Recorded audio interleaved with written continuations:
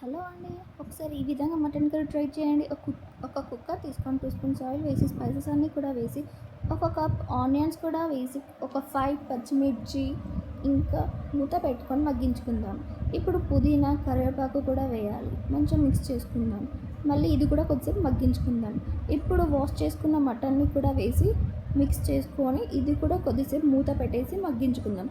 ఇప్పుడు పసుపు కొంచెం జింజర్ గార్లిక్ పేస్ట్ కూడా వేయాలి. వేసి మంచిగా ఇది కూడా అంతా మిక్స్ అయ్యేలాగా మిక్స్ చేసుకొని మూత పెట్టి మళ్ళీ ఇంకో కొద్దిసేపు ముగ్గించుకుందాం. ఇప్పుడు ఒక 2 స్పూన్స్ కారం అండ్ ఒక 2 స్పూన్స్ సాల్ట్ ఇంకా టమాటోస్ కూడా వేసి మూత పెట్టేసుకొని టమాటా అంతా మంచిగా మిక్స్ అయ్యేలా మంచిగా మిక్స్ చేసుకొని ఇప్పుడు ఒక కొద్దిసేపు మూత పెట్టేసి మళ్ళీ కుక్ చేసుకుందాము.